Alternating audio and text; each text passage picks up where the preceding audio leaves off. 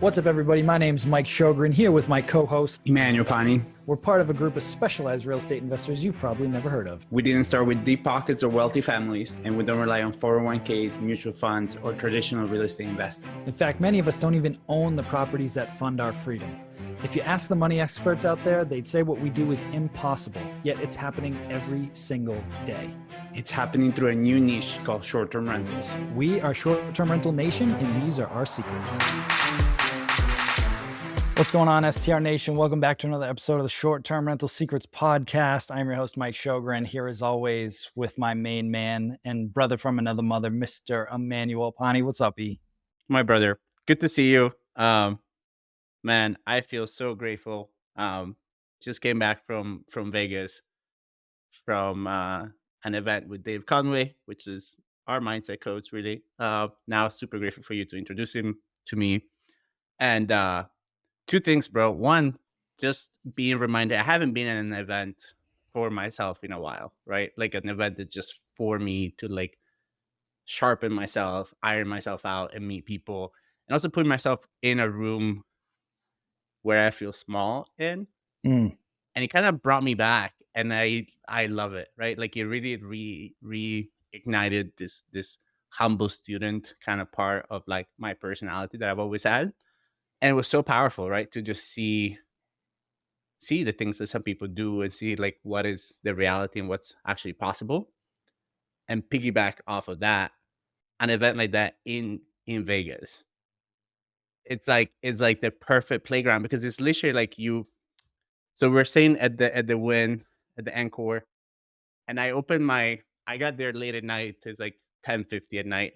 I opened the curtains and there's this sphere. It's literally right outside my room to the left, and has this emoji on it with this gigantic eyes, super furry. They're just bouncing, and I'm like, if I ever think that my ideas are like stupid or impossible or unlikely, I gotta remember that first of all, this entire city exists in the middle of the desert, and then somebody spent $2.3 billion to create the sphere. There was just an idea out of nothing. And there's this massive emoji jumping outside of my window. And I'm like, what reality am I living in? Like, what world is this, right? And just being reminded of like, guys, it's whatever you want. Like your life is yours, your ideas are yours, they're valid, they're possible, and it's just like, just make them happen, right?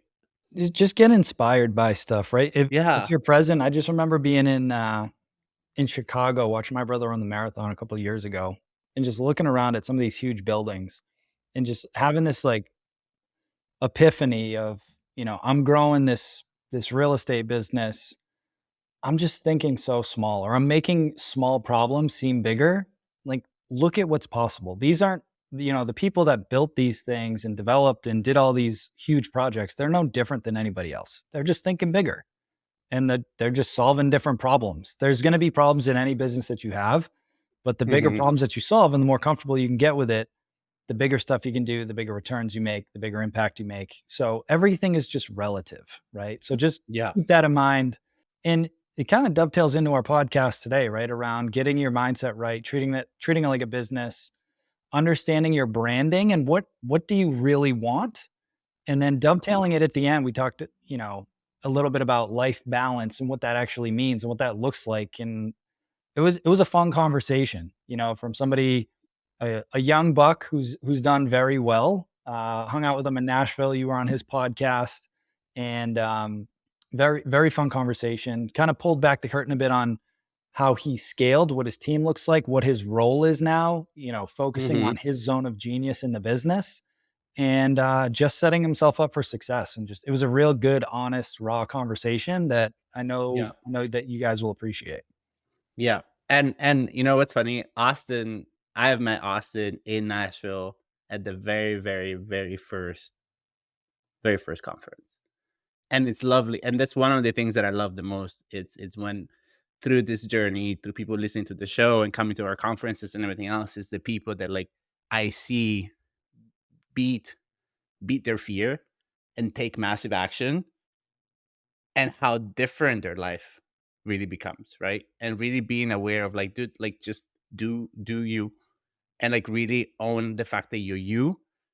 And I heard a quote yesterday, and it sounds kind of corny, but it's true. It's like, dude, you could be an angel coming to bless somebody's life, and the wrong person is gonna be annoyed and bothered by the fact that you have wings and that you're the sound of your wings and you're there to bless their life. So don't try to make people see you or understand you. Just carve your own path, work at it, become obsessed, which is something that Austin talked about quite a bit. And just don't take no. Like that's just don't shrink, don't change for other people, and just yeah, become obsessed with it and kind of go after it. So with that being said, let's just dive into the show. All right. Today we have a very special guest on the show. We've got Austin Palacios with us. And I had to rehearse that a little bit before, but I think I got it down. And he probably has the cleanest setup for a podcast I've seen. He's putting my setup to shame. So excited to have you on the show, man. Thanks for being here. Mike, thank you for having me on and taking the time to speak with me today. I'm definitely looking forward to it. And yeah, let's just get into it. Awesome, man. So why don't you give the listeners a little background on, what's your story? How'd you get into short-term rentals and kind of catch us up to where you're at now? Yeah, definitely. Love to. So back in 2019, I was working in Chicago in wealth management. And in that journey early on, I kind of just realized that I didn't really enjoy corporate America. I didn't really like the fact that somebody pretty much told me I could only take 2 weeks off of work. I had to be in the office at a certain time, and it really frustrated me at an early age in my career, and kind of just really wanted to find a way out of that situation. So what I ended up doing is brainstorming a lot of different ways to get out of the corporate America grind, and then along that way, I really realized that real estate already has a blueprint, right? A lot of people have made money in real estate. Maybe that's the path I should go down. And ended up diving into real estate head first, read as many books, listened to as many podcasts, went to networking events that were like an hour away. So I would take a train ride an hour every single week, an hour there, hour back, just network with as many people as I can. And then about 3 months later, ended up buying my first property. It was a house hack, so 3 units in Chicago. I lived in 1 unit and ran out the other 2 units. And my timing was pretty perfect because I ended up rehabbing that house, and a lot of appreciation was happening during that year. And COVID ended up happening. I ended up coming back to South Florida. Ended up buying some short-term rentals here in West Palm Beach, Fort Lauderdale, and Tampa, and then ended up starting a management company as well. So that's a little bit of my journey in a nutshell. Nice, dude. So what's the portfolio look like now? Yeah, definitely. So own that property in Chicago. So own 2 in West Palm Beach, own 1 in Fort Lauderdale, and then own 1 in a small city outside of Tampa as well. All single family homes, all 4 bedrooms or bigger with pools. That's mainly what works here in South Florida or North Florida as well now. As well as I started a Airbnb management company or co-hosting business, like some people like to call it as well. That's a little over 35 units in management, as well as 5 that I own. And then I have 1 arbitrage unit too. Not a big fan of arbitrage, but throwing that one in there as well. So pretty much have done everything related to short-term rentals. Austin was like, I'll just try this. And it's like, oh, no, I don't like it. But now you Yeah. have it. So you might as well just keep it. Yeah. Yeah. And that lease is actually coming. So I had a 2-year lease and it's coming up in May. I'm not renewing it. And yeah, it's just, I'm not a fan. I Mhm. feel like a lot of people push arbitrage, and it's just, I'm very vocal. I just don't really agree with that method. So You're in the right room. yeah, no, I agree. I've said that for a long time, but I'm curious from you. So now you're in a lot of different markets. What were some of the lessons that, you learned as you were going from like 1 to 2 to 3 and then, switching different business models? What was that like for you? And then I'd love to talk about like what does your team and systems look like as you've scaled over the years? Just so if somebody's in that phase right now, I feel like I've rebuilt my business like 3 or 4 times at this point. So I'm curious for you what that looked like. Yeah, in the beginning, it was pretty much just me doing everything myself, right? So I'll start with the first property in Chicago. So that wasn't a short-term rental; that was a long-term rental.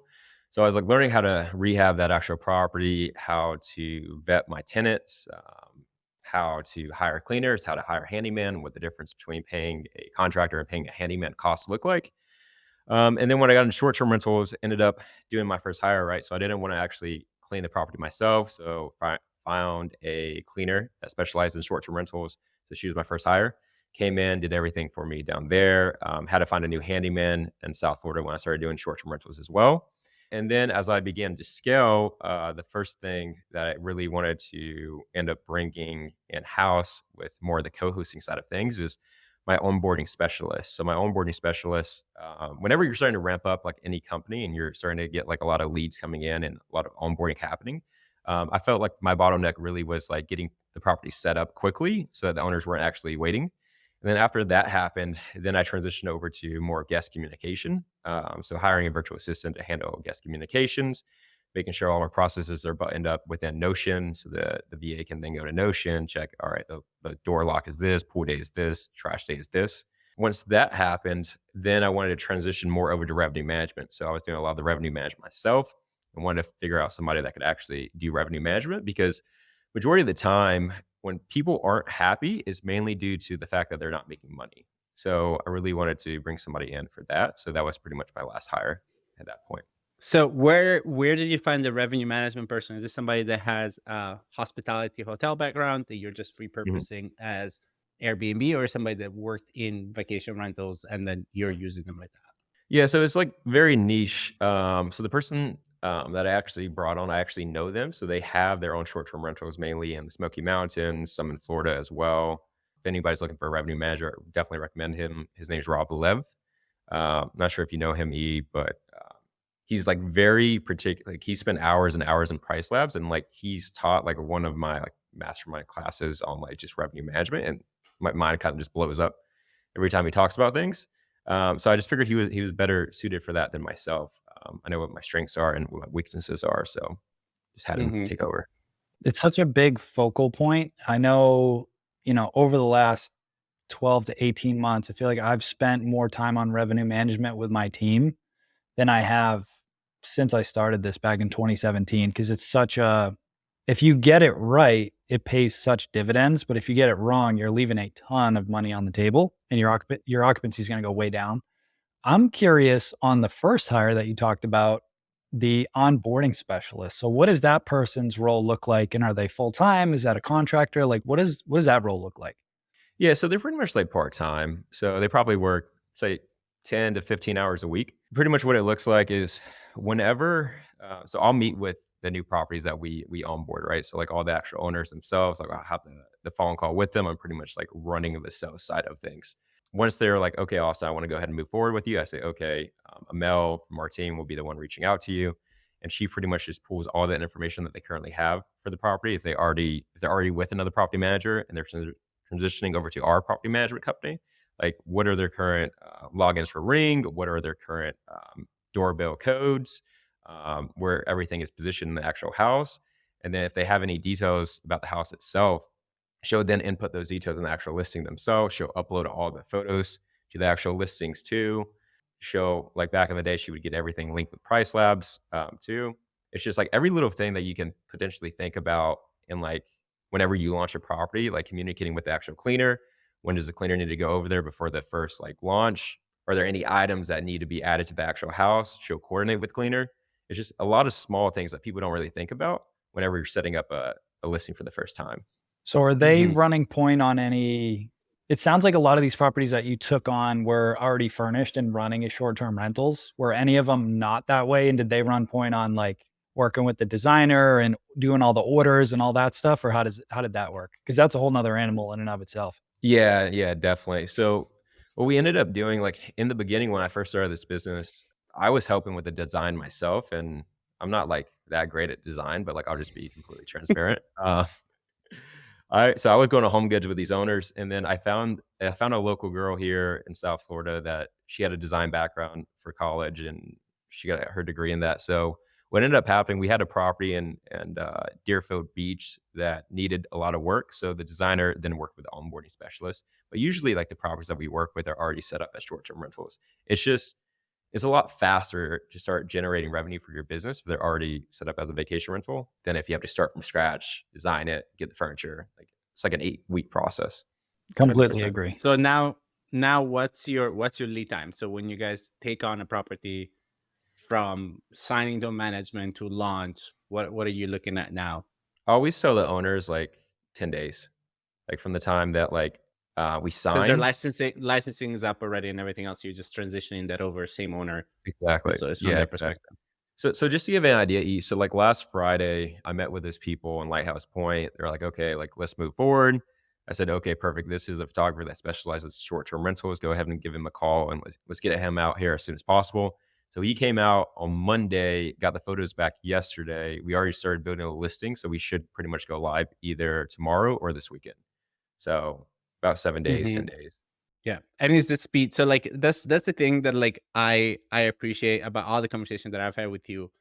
It's that really being super purposeful with like how you're creating things and understanding like the speed of things, because I think there is a lot of people that don't, when they're kind of dragging their feet in hiring somebody, they're thinking about the work and the money, and they always forget the speed of things and the velocity of money.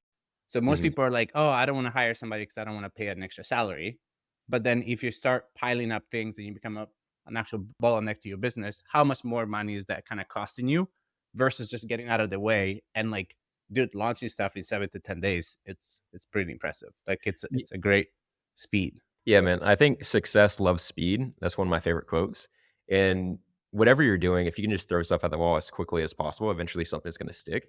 And then think about it this way: like if I didn't make that hire, and like I'm on board, I'm supposed to be onboarding 3 or 4 properties at the same time, and an owner isn't able to get set up in like 10 days, 2 weeks, or whatever. They're losing money at the end of the day. And when people start losing money, that's when they're frustrated, and then that's when they start looking for other options, other property managers to go down. And people don't really think about that. They're just their own bottleneck, like you were saying. Hmm. One Yeah. thing I would love to hear from you, and I'm sure the listeners would get a lot of value out of this, is where are you finding a lot of your leads for properties that are, already running as short-term rentals? And I'm assuming they're underperforming, otherwise they wouldn't looking to be changing managers, or maybe they're self-managing and they're burnt out. Where are you finding a lot of your leads, and what do those conversations look like? Yeah, so great question. I think it really boils down to your foundations first. So you need to let yourself be the authority in your market. Pick one market in the beginning. I feel like a lot of people they'll scatter, start here, start there. You can become the authority in one market. Like for example, like I feel like I've established myself in West Palm Beach pretty well, and it's mainly with your branding, right? So like if you can get your branding down to like replicate and show that you are the authority in the market. That's the first step that a lot of people have to take. Like, I feel like I know I'm going down a little bit of a rabbit hole right now, but a lot of people they want to start getting into co-hosting to eventually leave their job for the extra income coming in, but they haven't really taken it like a serious business yet. And if you can't take it as a serious business from the beginning, how do you expect anybody else to take you serious and want to do business with you? Hmm. So establishing yourself as an expert in the actual market with the branding is the first step.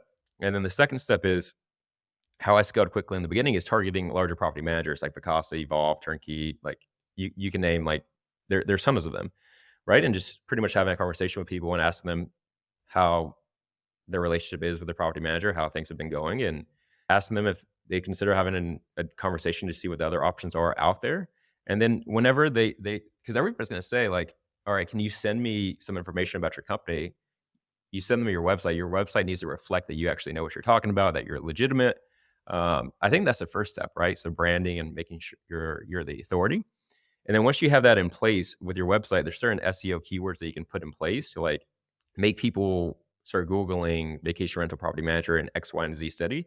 And that's going to lead more people that are already in painful situations to you. And then have your current owners leave you reviews too. Like, all right, I was with so and so company. I had a terrible experience. My revenue was down by 12%. Came on board with Austin and his team. It went up 12%. Occupancy has gone through the roof. Reviews are 5 stars.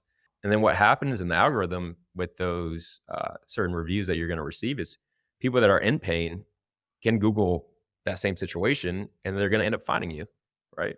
So different funnels like that, becoming the authority, reaching out to other property managers, owners that are in painful situations that need your help. I love that. Yeah. Yeah. And I also think it's so important. Going back to like success loves speed, right? Is that concept of like so many people want to quit their job, but they don't spend the time to develop a business. And the thing is what happens is like when you try to make that initial push, the fact that you didn't build a proper foundation is not supporting your growth. And then people have this backwards mindset of like, well, once I have units, I'll work on the website and my presence and my reputation and everything else. And it's kind of like the chicken and the egg. And to me, I'm like, you're gonna put all this effort, and then people are gonna be like, where do I go? And people are like, well, I don't have a website. And again, don't lose your shit going making the perfect website ever seen or ever built, but even having something that is resembles your brand a little bit, where you start putting yourself out there. Because so many people start and then people need social proof of it and they have nowhere to go. So I love that you said that. So where do you spend your time on now? Like where is if you look at your ideal week, where are you Yep. spending your time on? Definitely. So, I touched on this in the very beginning, but my background was in wealth management. So I still leave our sales drive with the co-hosting business because I enjoy sales. I like sales, and that's another thing that I want to touch on too. Is that I've talked to some people that they get into co-hosting, and maybe they have some leads coming in. Maybe they have like 2 or 3 leads coming in, but they're not really closing them. They're going to like other property managers. Um, and I think having like a strong foundation or like just a little bit of foundation in sales can definitely help you grow whatever business is, even like co-hosting, right? Because a lot of people that I talk to, they just don't really know how to like lead a sales conversation or follow up with people. Like they'll have one conversation and then let that prospect like disappear in the sunset. But in reality, I mean, the person I just closed on Friday, I had a conversation with them back in May last year, 11 months.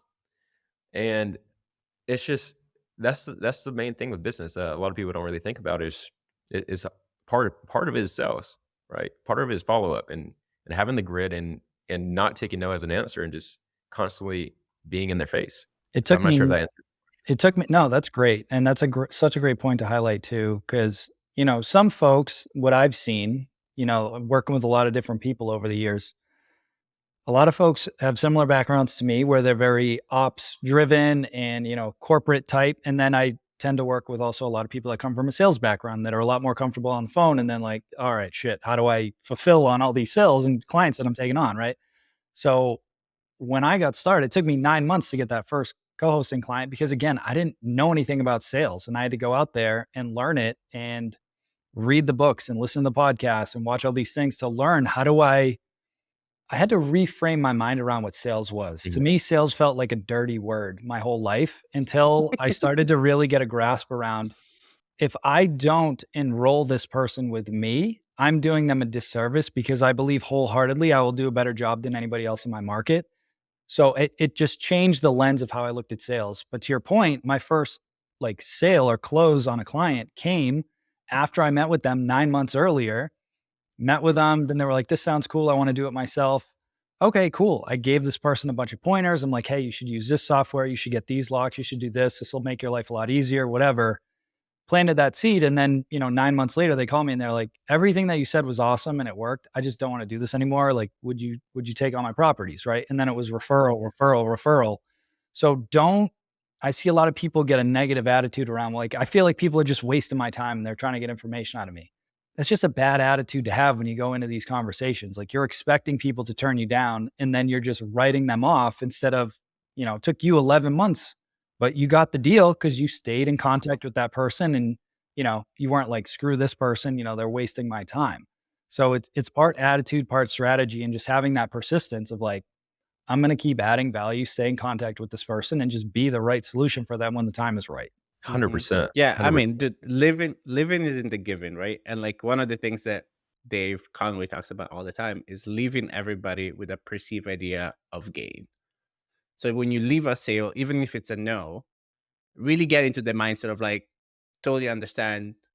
Anyways, based on the stuff that you told me, these are some things that like I would have done for your property, and really coming from a place of like abundance and wanting to share knowledge with people and understanding that like that will never serve you wrong, because even if that person decides to do it on their own or this person decides to hire somebody else, you'll be such a unique, because like generosity of nowadays especially, it's so foreign to most people, and most people have become so jaded towards it that they assume there's like, what is he going to try to do? Right? Like, is there an angle? And when you just give people with the idea of like, dude, this is going to make your business better. It doesn't matter if you're coming with me or not.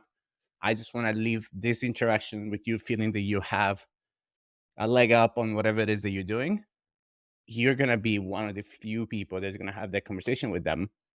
And generosity leaves a mark, at least in my experience, right? People are going to always remember you being like, this one kid, man, like, help me out. Even though I signed up with somebody else, then I went with Bacasa and they sucked.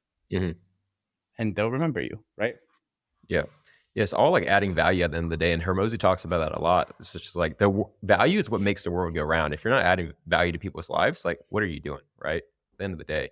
And eventually, I mean, I believe, like, that the universe will provide what you give out. So if you're providing value in this aspect, Mm-hmm. okay, they go on with somebody else. Maybe they don't come back to you. Eventually, Mm-hmm. another lead is gonna come down to your way because of that value that you're presenting to the marketplace. Yeah, I completely agree. We were actually just talking about this on our boardroom call. One of our members was working on this 50 key hotel for months, and deal fell through. Then it thought he came back, and then he lost it, and now he's got another great deal under contract that's in an even better location. That's it's just It's a better deal. exactly. So you just got to persist and stay in the game, build your reputation, build your brand, add value, do a good job, and your business will grow. But it all comes back to what you said at the very beginning of, this is a business. We're beyond the days of just throwing anything up on Airbnb and making a lot of money. Like, you have to Yeah. treat this like a business.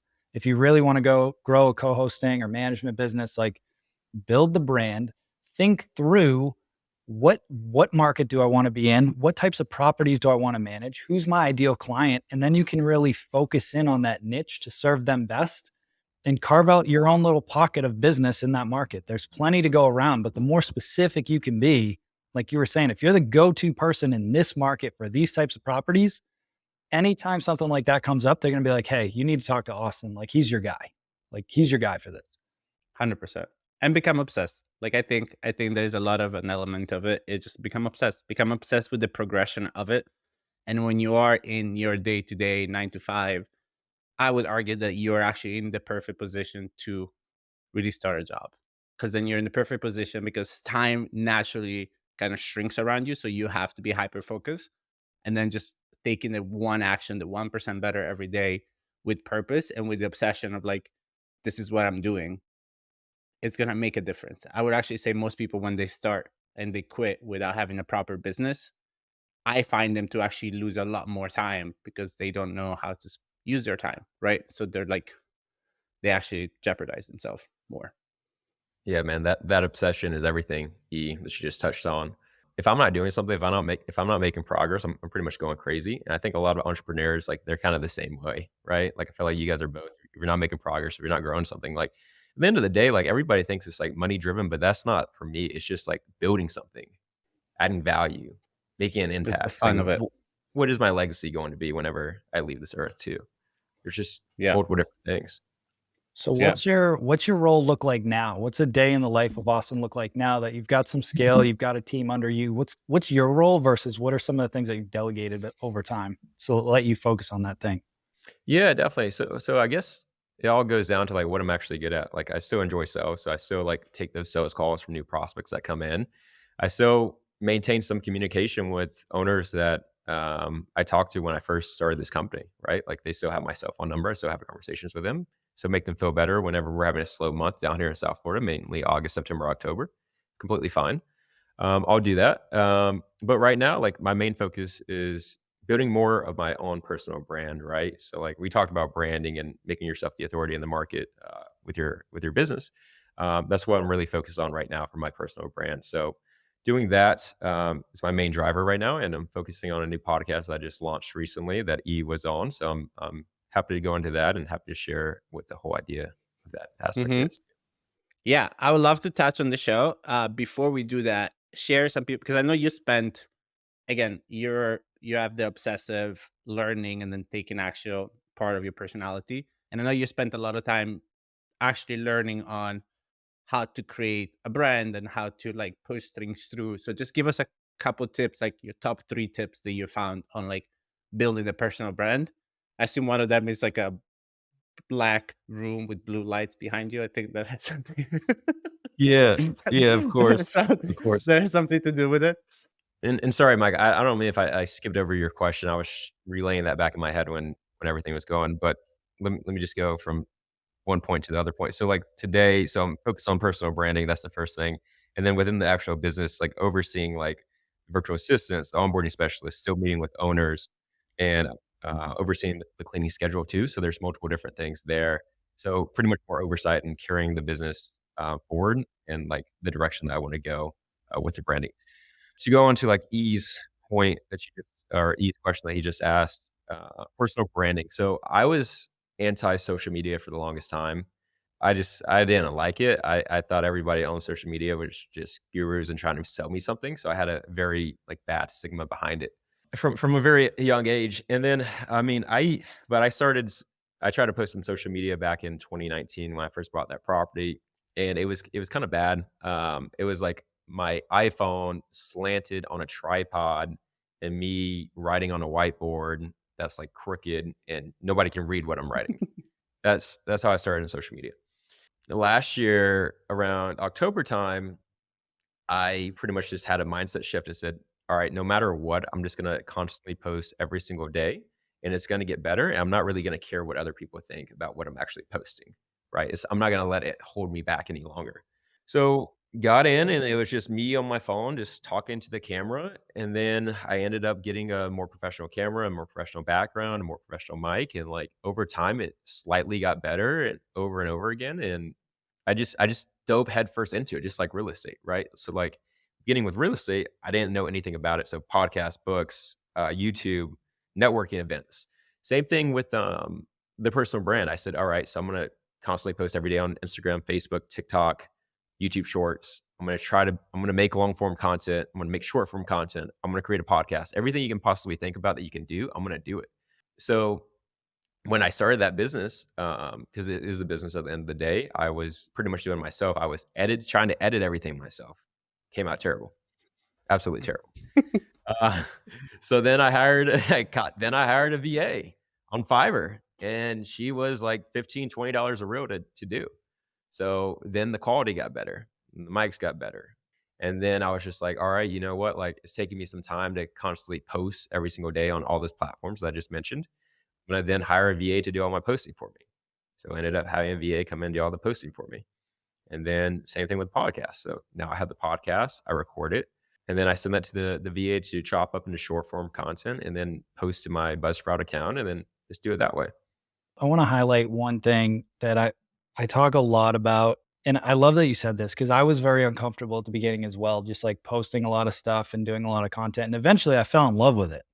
But at the beginning, I felt very uncomfortable and I felt like imposter syndrome. At the beginning, when I first started posting, I probably had, I don't know, 6 or 7 properties or something. And I just remember being super insecure about it. But once I started doing it, it got easier and it also started to show people like what I was actually doing.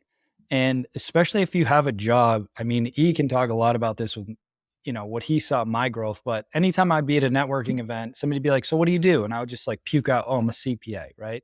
And I had to go through this identity shift. And I think making the content helped a lot with that around, I'm not an accountant anymore. I'm not a CPA anymore. I am a real estate investor. Even if I still have a job, like this is what I'm doing. This is who I am now, and going through that identity shift, that was huge for me. And so, I hired Joe Fairless for some coaching years ago. I'm sure his rates now are insane, but years ago when he was getting going and he's like, you either got to do a podcast, a blog, or something to just get your message out there and find your voice and build your thought leadership platform.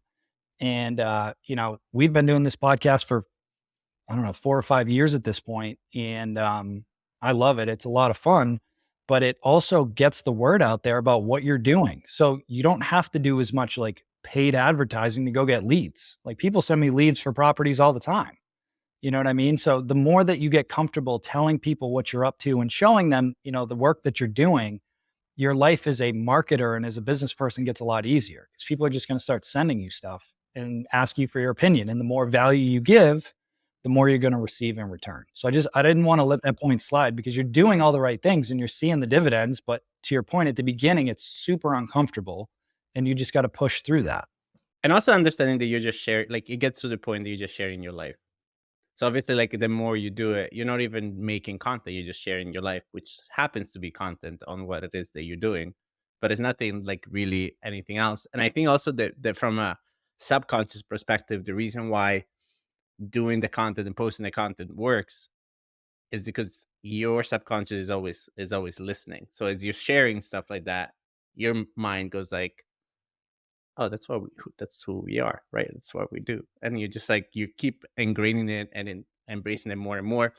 So going towards end of the show, one of the questions that Riley asked that I love is, how do you cultivate some form of balance, or what does cultivating balance in your life mean? Like, now I know you're single, so you don't have kids, so you're similar to me from that perspective, but like, how do you cultivate balance? Where do you spend your time? How do you make yourself feel healthy? I know you have a cold plunge, which is actually a freezer. He has a freezer. So he has a freezer in his backyard. He has an entire, like almost like the stuff that the mob has for when they hide bodies in there. He's like, yeah, you want to get in here? I'm like, absolutely not. Like, I'm not getting in your freezer, bro. Like, I'm not getting your freezer chest. Yeah. I'm like, I'm not doing that. He's like, it's great. I'm like, I'm going to go Dude, to a reputable place where I know there is like a, a way out. dude, that's so But funny. how do you cultivate balance, bro? Like, do you Dude, have that balance? Is that a thing that you think about? Do you work towards, or? um, so that's kind of like a loaded question. Some people might not like my answer, but I'm just gonna say it. Balance for me right now. So I'm pretty young. I'm 28. So I have a lot of energy right now, a lot of time on my hands. So balance for me looks like this. So I wake up every day at 7 a.m. First thing I do is go to the gym. I'm back at my desk at probably say 9 o'clock. Daily affirmations. Write down who I want to become. Meditate in the morning. Get some sunlight. Then I start my day working. Usually, for me, completely transparent, like Monday through Thursday right now, because I'm in a growing period. Like I'm working till 9, 10 o'clock some days. Right. I'm eating at my desk, doing all that. Weekend comes, like Friday comes. I usually stop at like 5 o'clock, enjoy Friday night, go out to a nice dinner. Saturday morning comes. I usually work 3 hours on Saturday morning, and then I give myself the rest of the day off, and then Sunday repeat that same process. Right. As far as balance for me is, as long as I can have 2 or 3 times like during the weekend to like actually do something I enjoy, that's my balance. Some people don't really see that as balance, but that's personally what works for me for the time being. Yeah. Yeah. And that's why I love this question. It's because it looks so different for so many people. And what I hate is a very strong word here, but like, what I don't like about the whole personal development industry is this idea that it has to be a copy and paste framework or schedule for everybody. We all have to do all the meditation, visualization, affirmations. And the reality of things for me is like, it's what it works for you. Everybody has a different season of life. And your job as an entrepreneur, somebody that's trying to do this and change your life, is not to do how I do my day, is not to do how Mike does his day or Austin does his day. Is like, take from everybody and figure out what works for you and what energizes you. And if that works and energizes you, have no shame on it. Like, right? Like, Austin has zero shame about it, because he's like, dude, this is what feels good to me. I'm growing, which is more important to me. And there's no shame. Like, if something means more to you than something else, do it and just own it. Don't get stuck in like making yourself feel guilty because you don't have the same routine as somebody else that you see, because that works for them. And you don't even know how well that works for them, right? It's just like, cultivate what works for you, period. Yeah, I agree. I agree. And then some people have different journeys too. Like some like that's not gonna work for everybody. I'm just kind of obsessed, right? Like I want to get there as quickly as I possibly can. So I'm willing to put in those hours for the time being because I mean I don't have a family right now. I don't have a wife. I don't have a girlfriend. It's just me and myself and I. So I'm willing to do that for the time being. 100%, man. Love 100%. that. So, before we get into the last question, first I want to say thank you for coming on here, man, and sharing your journey and a lot of your wisdom. And I respect the journey, dude, because a lot of people. I talk a lot about how I'm designing all my perfect weeks and things, around me. But at the beginning, I was putting in crazy hours. You know what I mean? I was building this thing, and you know, at a certain point, like, you just reassess, and you're like, all right, where am I at? Where do I want to get to? So, thank you for being transparent on that. Love that and respect that. I want to hear more about this podcast before we get into our last question, dude. I want to hear more about this. He was telling me all Yeah. about it, but I want the listeners to know too. Yeah, definitely. Well, thank you for asking me about it. I do appreciate you bringing that up. So right now, so I wanted to have a different spin on my podcast. So it's tied around real estate business and breaking social norms. So a lot of the time, society will tell us that we should do things a certain way. we should go to school, we should get a job, come out of school with $100K in debt, and then maybe make $60,000 a year. That's one thing, right? The other Mhm. thing is that like society doesn't really want us to talk about God right now, and I think that's like corrupting like our nation. And I feel like we need to bring God back into our school systems and all values of life. So that's another thing. The third thing is just like we see alcohol, like America sees alcohol as like something that we should all do, like no matter the situation. Like if you're celebrating, if you're sad, if it's a Thursday night, have a glass of alcohol. And really, if you're building a business right now, you should honestly be cutting out alcohol. And alcohol just really negatively affects a lot of people too in the long run. So just the different things that society tells us are cool, we should do, is what I'm hoping to break with this podcast. So it's interviewing a lot of different entrepreneurs, a lot of different real estate investors, and just getting the raw, true emotions and the raw, true feelings that people have around society misconceptions. So that's what I'm hoping to accomplish with this podcast. I love it, dude. What's the name of the podcast? The Austin Palacios podcast. So you guys Okay, cool. Google my name. Austin's like, I am busy. I ain't got no time to figure out a name. So it's just gonna be me, myself, and I. I love that. And like the other thing that he has done that he's very humble about, that he talks about, but like the way that he developed the show, it was actually the first time that I did an in-person interview.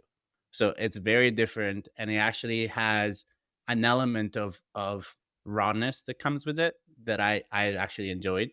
So it was interesting. And then he's dropped, well, you've dropped now 5 or 6 shows, and it's great and very interesting conversations, very interesting people. And it's different because there's a lot of real estate podcasts out there, and that's what I tell people all the time when they're like, I want to start a show. I'm like, okay, about what? And most people just don't want to dare to be different. But the problem is, like, in a room full of noise, that's the only way you're gonna like differentiate yourself, right? So I do appreciate it, and it was a lot of fun having you on this show, and it was great to be on yours. So I look forward to like just seeing. I have a couple people in mind for your show. When they come here physically, I'll send them up to you. Thank you, Guy. I appreciate that. So last question that we ask all of our guests, and I want to hear this from you, is what is your number one secret to success with short-term rentals? Yeah, definitely. So great question. Great question. I think it really goes back to what I touched on in the very beginning. Success loves speed. So no matter what you're doing in short-term rentals, if you're just starting your journey or if you want to start like a new business with inside short-term rentals, if you can just throw as many things at the wall in the beginning and just take action, take massive action and don't stop, eventually it's going to come to fruition. Your manifestation is going to become a reality, and you just have to keep moving forward. If you can do that, anything is possible.